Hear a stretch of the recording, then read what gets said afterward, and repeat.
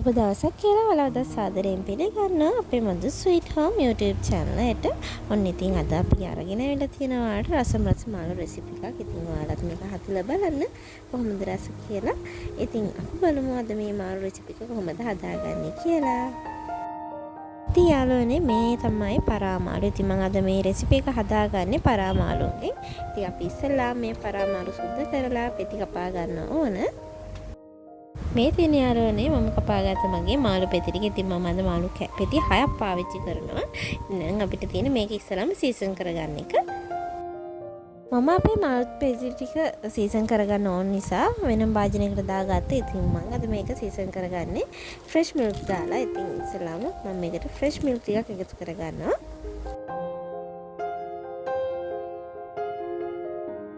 ඊට පස්සේ මම මේකට කහ කුඩු ටිකක්, තුන පහ කුඩු ටිකක්, ඒ වගේම මිරිස් කුඩු, ගම්මිරිස් කුඩු, තව මම මේකට දාගන්නවා අද සෝයා සෝස් ටිකක්, ඒ වගේම අසානුව ලුණු දාගන්නකොට පරිස්සමට දාගන්න. මොකද අපි සෝයා සෝස් දාගන්න නිසා. ඒ වගේම අන්තිමට මම මේකට එකතු කරනවා අද ලුණු දෙහි බෑවක දෙහි යුෂ ටිකක්.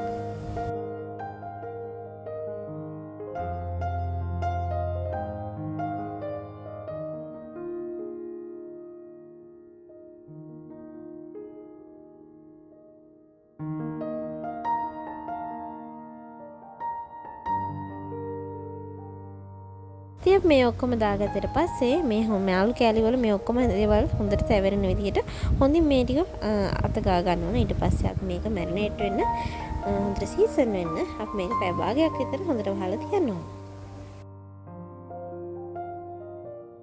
මේ තියෙන යාළුවනේ අපි මේ විදිහට පැය භාගයක් සීසන් කරගත්ත අපේ මාළු ටික. දැන් ඉතින් මේ ටික බෙද ගන්න ඕන. ඔයාලට පුළුවන් කැමති නම් මේක ගැඹුරු තෙලේ බෙද ගන්න. එහෙමත් නැත්නම් මම මේ කරනවා වගේ පෑන් එකකට තෙල් ටිකක් දාලා මාළු කෑලි ටික දෙපැත්ත පෙරලන ගමන් මේ විදිහට බෙද ගන්නත් පුළුවන්.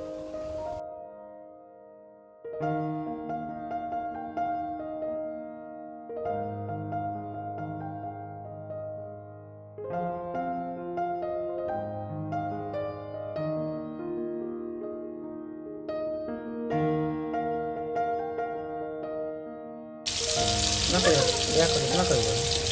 Nah, saya tahu.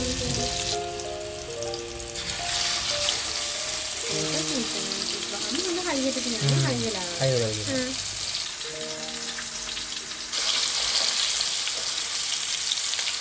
Hendak.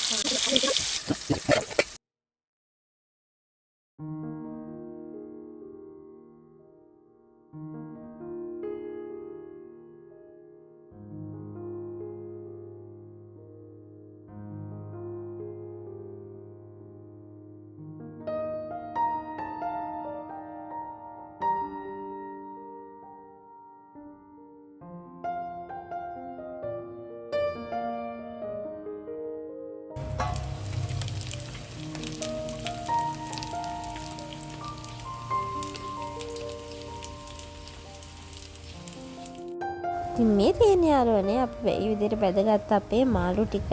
ඉතින් දැන් අපිට තියෙන්නේ මේකෙන් අපේ රසමනස කෑම එක හදාගන්න. ඉතින් අපි බලමු මේක කොහොමද හදාගන්නේ කියලා. ඉතින් අපි මුලින්ම මේ විදිහට භාජනයක් ලිපේ තියලා ඒකට මම මේ දාගෙන තියෙන්නේ අපි කලින් අර මාළු බෙදගත්ත තෙල් එළිම ටිකක්. ඊට ඒකට ඉස්සෙල්ලාම මේක සුදුරින් මේ විදිහට එකතු කරගන්නවා.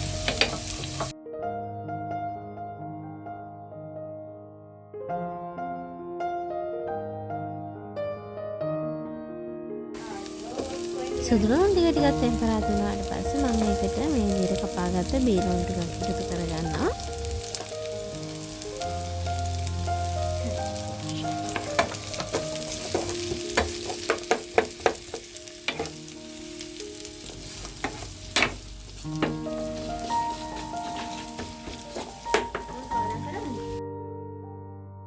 බීරුන් ටිකත් මේ විදිහට හොඳට ටෙම්පරාදු වෙගෙන එනකොට මම ඒකට අමු තුන පහ ටිකක් ඒ වගේම මිරිස් කුඩු ටිකක් තව මම මේකට එකතු කරගන්නවා ගම් මිරිස් කුඩු ටිකක්. ඉතින් මේවා ඔයාලගේ රස අනුව ඔයාලට මේවා අඩු වැඩි කරලා එකතු කරගන්න පුළුවන්.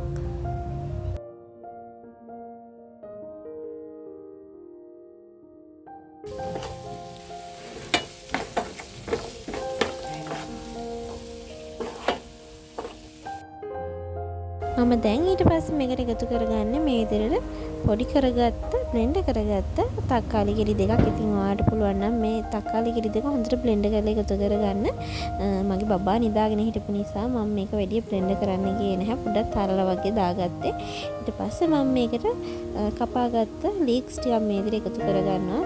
කන්දේ සුදු කොටසයි කොළ පාට කොටසයි එකතු කරගෙන ඉතින් ඔයාලා ගාව ලුණු කොළ තියෙනවා. ඔයාලට පුළුවන් මේ වෙලාවේදී ලුණු කොළ ටිකක් උනත් එකතු කරගන්න. අපි මේ හදාගන්න ග්‍රේවි එක ටිකක් උකුයි වැඩි වගේ නම් ඔයාලට පුළුවන් මේ විදිහට වතුර ටිකක් දාලා මේක හදාගන්න. ඉතින් මගේ ග්‍රේවි එකත් ටිකක් උකු වැඩි වගේ තියෙන නිසා අපි මේකට වතුර ටිකක් එකතු කරගත්තා.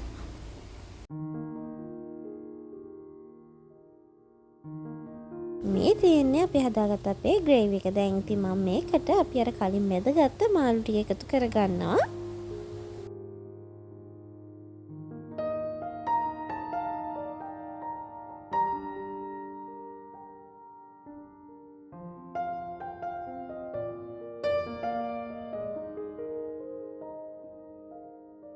මාළු එකතු කරගත්තට පස්සේ ඒවා කැඩෙන්නේ නැති වෙන විදිහට මේ හොඳට පරිස්සමට දෙපැත්ත දාලා මේක ටිකක් වෙලා අපි ලිපේ තියාගන්න ඕන.